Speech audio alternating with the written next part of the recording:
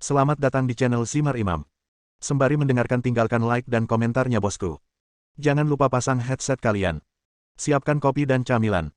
Lupakan kenangan tentang mantan. Mari kita dengarkan sambil rebahan. Kembalinya Sang Raja. Bab 253. Terima kasih Tuan Zong, terima kasih Tuan Zong. Dengan kebajikan saya akan puas jika Anda bisa memberi saya pekerjaan. Bagaimana bisa terlalu sedikit? Setelah Yang Gang selesai berbicara, Liu Wenqian segera membungkuk untuk mengungkapkan rasa terima kasihnya. Setelah mendengar kata-kata Zhong Boyuan, Wang Yi dan yang lainnya menyesalinya. Faktanya, mereka semua adalah teman Su Chen. Jika saya tidak mencemooh Su Chen di meja makan, maka saya akan mendapatkan pekerjaan jutaan dolar per tahun. Tetapi sekarang, karena saya menyukai Liang Xinghui, saya tidak punya apa-apa lagi. Pada saat ini, orang yang paling menyesalinya adalah He Xiaoying. Merindukan Su Chen berarti merindukan seluruh dunia. Kemudian, Zhong Boyuan mengantar Su Chen kembali. Dan dalam perjalanan, Yang Gang dan Liu Wenqian tidak lupa mengucapkan terima kasih kepada Su Chen. Karena semua yang ada di depan mereka diberikan kepada mereka oleh Su Chen. Setelah tiba di rumah, Su Chen menemukan bahwa orang tuanya sudah tertidur, jadi dia tidak membuat banyak suara dan diam-diam melepas pakaiannya dan berbaring, bersiap untuk tidur nyenyak. Keesokan paginya, saat fajar menyingsing, Su Chen terbangun.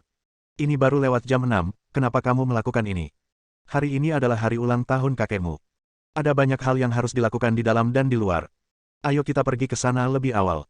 Setelah itu, keluarga beranggotakan 3 orang ini menyegarkan diri dan naik taksi ke rumah kakek Su Chen. Keluarga kakek Su Chen relatif kaya.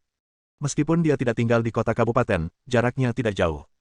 Total ada 4 bungalow dalam keluarga yang bisa dikatakan sebagai sumber nafkah di hari tua. Saya bisa hidup sendiri tanpa bergantung pada siapapun. Saya ingat ketika keluarga Su Chen yang beranggotakan 3 orang diusir, mereka tidak membawa apa-apa.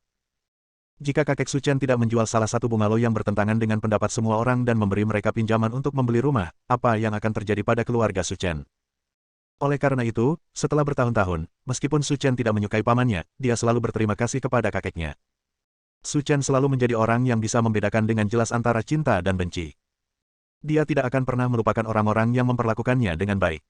Mereka yang memperlakukannya dengan buruk akan selalu dikenang di hatinya. Sama seperti keluarga Yan Jingsu, meski dengan kemampuan Su Chen saat ini, dia bisa dengan mudah memusnahkan mereka dari dunia ini. Namun, membunuh mereka bukanlah tujuan Su Chen. Jika mereka tidak dipaksa membayar mahal, Su Chen tidak akan menyerah.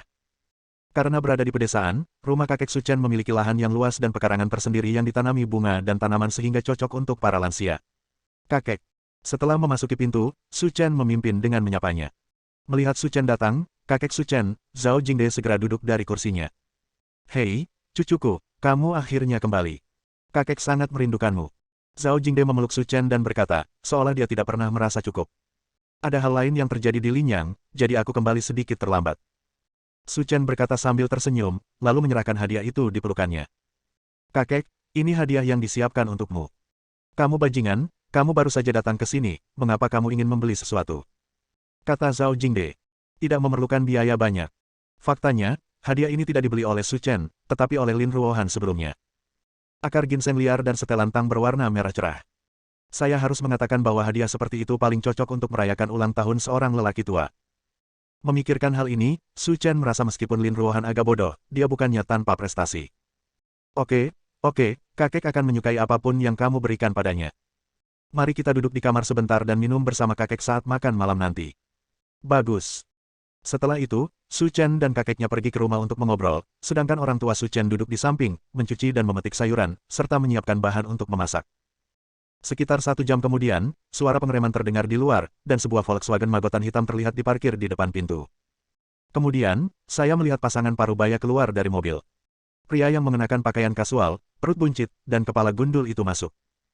Sebagai perbandingan, wanita di sebelahnya jauh lebih mencolok, rambutnya dikeriting menjadi gelombang besar, dan dia mengenakan perhiasan, yang membuatnya terlihat sangat mencolok. Orang-orang yang masuk tidak lain adalah paman kedua Su Chen, Zhao Qingli dan bibi keduanya Li Wenjuan. Kakak kedua, kakak ipar kedua. Melihat 2 orang itu masuk, Su Changming berdiri dan menyapa mereka. Hei, kenapa kamu datang sepagi ini? Li Wenjuan berkata dengan tenang. Ayah sedang merayakan ulang tahunnya dan ada banyak hal yang harus dilakukan, jadi kupikir aku akan datang dan melakukan beberapa hal sebelumnya. Benar. Selama lebih dari setahun ini, hanya kami yang mengeluarkan uang untuk pengobatan dan pengobatan ayah. Jika kamu tidak punya uang, bekerjalah lebih keras. Setelah mengatakan itu, Li Wenjuan langsung duduk di kursi tanpa ada niat untuk membantu. Kamu benar-benar memperlakukan dirimu sendiri sebagai tamu, cepatlah bekerja. Zhao Qingli berkata secara simbolis. Tidak apa-apa. Aku baru saja mengecat kukuku kemarin. Kalau aku mengerjakannya, kukuku akan ternoda.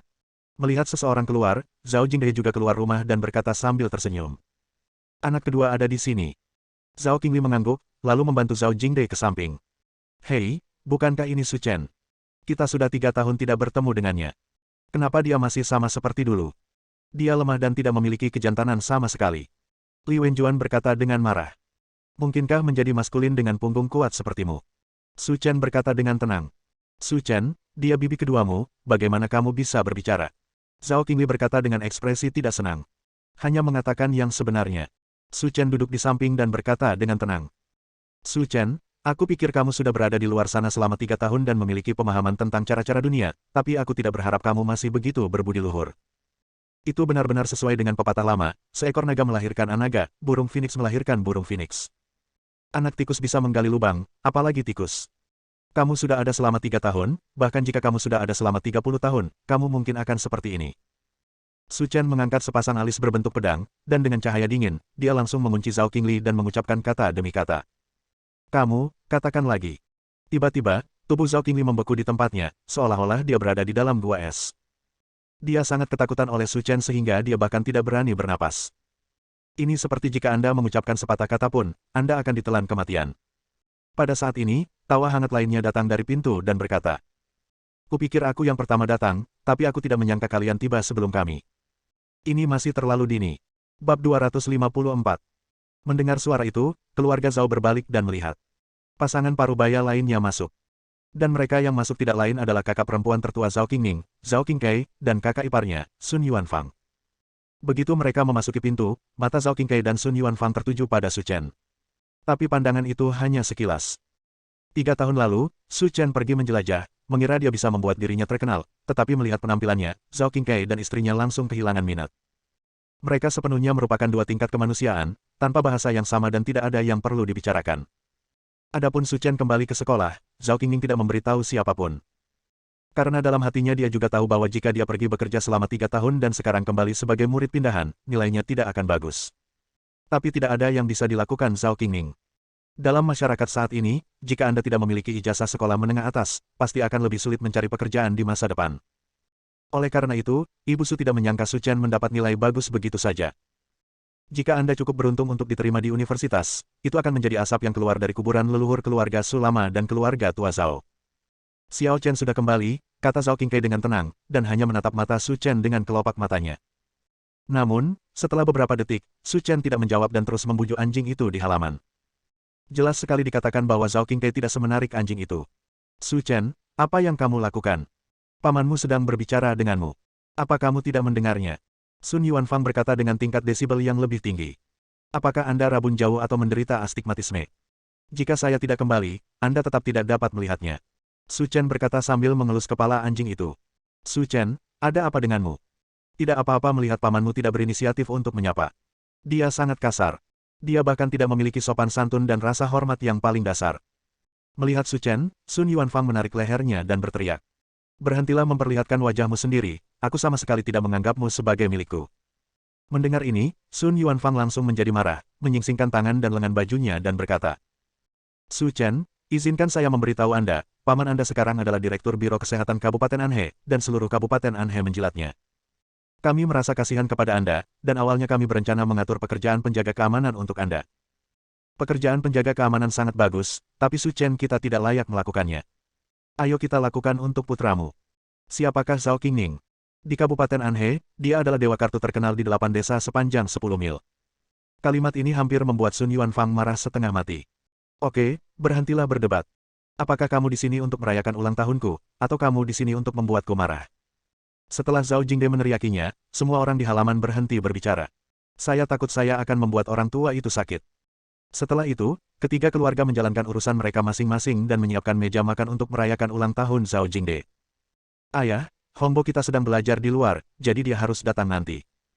Hal yang sama berlaku untuk keluarga Yuze kami. Kedua bersaudara itu sedang belajar bersama dan akan berada di sini nanti. Tidak apa-apa, tidak apa-apa. Mereka berada di tahun ketiga sekolah menengah. Ini waktu yang sibuk. Biarkan mereka menyibukkan diri dulu. Setelah jamuan makan dimulai, Su Chen makan sendiri, tidak repot-repot berbicara dengan orang-orang itu, dan bersiap untuk pergi setelah makan. Xiao Chen, kamu telah pergi selama 3 tahun, dan kamu pasti kembali dengan banyak keterampilan. Apa yang kamu lakukan sekarang? Li Wenjuan bertanya dengan tenang. Bersekolah di SMA No. 1 Linyang. Bersekolah. Mendengar jawaban ini, semua orang yang hadir kecuali orang tua Su Chen terkejut. Setelah bekerja selama 3 tahun, dia benar-benar kembali bersekolah. Operasi apa ini? Melihat ujung tombak diarahkan ke putranya, Zhao Qingning segera berkata. Biarkan dia mendapatkan ijazah agar bisa digunakan di kemudian hari. Kalaupun dia punya kemampuan, dia tetap membutuhkan ijazah sebagai batu loncatan. Hei, adikku, alasanmu sangat bagus. Li Wenjuan berkata sambil tersenyum aneh. Sejak Xiao Chen bersekolah di sekolah menengah No. 1 Linyang, saya ingin bertanya di mana peringkatnya dalam ujian gabungan provinsi terakhir. Nomor 1 di provinsi ini, kata Su Chen sambil makan. Ada suara, pop. Mendengar jawaban Su Chen, orang-orang di meja hampir memuntahkan anggur di mulut mereka. Belum lagi orang lain, bahkan Su Changming dan Zhao Qingning tidak dapat mempercayainya. Saya paling mengenal anak saya. Ketika dia masih di sekolah, pelajarannya buruk. Bagaimana dia bisa menduduki peringkat pertama di provinsi tersebut? Kamu sebenarnya mengatakan bahwa kamu mendapat tempat pertama di provinsi ini. Li Wenjuan berteriak keras. Kenapa, kamu keberatan? Xiao Chen, kamu perlu memahami situasinya. Ini adalah pertemuan keluarga. Siapa yang tidak tahu siapa itu siapa? Saat kamu di sekolah menengah pertama, kamu berada di urutan kedua dari terakhir di kelas dalam setiap ujian. Setelah itu, kamu pergi bekerja selama 3 tahun dan menjadi murid pindahan. Kamu sebenarnya mengatakan bahwa dia menduduki peringkat pertama di provinsi tersebut, apakah kamu bercanda? Percaya atau tidak, Anda? Li Wenjuan sangat marah sehingga dia merasa seperti akan melawan musuh. Anda bahkan mengeluarkan meriam Italia, tetapi mereka mengatakan tidak ingin berperang. Tidak ada yang lebih menjengkelkan dari ini. Oke, berhentilah membicarakan cucuku sepanjang waktu, bicarakan tentang kedua cucuku. Zhao Jingde mengganti topik pembicaraan. Meskipun dia adalah cucunya, Zhao Jingde tidak tahan melihat orang lain membicarakan Su Chen. Ayah, biar ku beritahu, kedua cucumu sangat menjanjikan.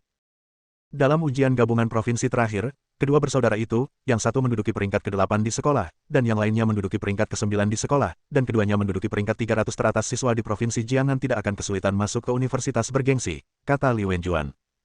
Lagi pula, soal ujian kali ini sangat sulit. Bahkan kepala sekolah memuji mereka atas hasilnya, kata Sun Yuanfang dengan bangga. Kedua cucuku sangat menjanjikan. Zhao Jingde berkata sambil tersenyum. Mereka semua sekarang duduk di bangku SMA dan akan mengikuti ujian masuk perguruan tinggi. Apakah kamu punya sekolah favorit? Ayah, jangan khawatir. Kedua bersaudara itu sudah menetapkan tujuan mereka. Jika mereka ingin mendaftar ke Universitas Zonghai, pasti tidak akan menjadi masalah selama mereka bekerja keras. Itu bagus, itu bagus. Keluarga Zhao lama kami tiba-tiba memiliki 3 mahasiswa. Ini benar-benar membuka mata. Zhao Jingde berkata dengan sangat lega. 3 mahasiswa. Sun Yuanfang dan Li Wenjuan mencibir hal ini, dan mereka sudah mengetahui beberapa hal secara diam-diam. Meskipun Su Chen sekarang duduk di bangku kelas 3 sekolah menengah atas, bagaimana dia bisa dibandingkan dengan putranya sendiri?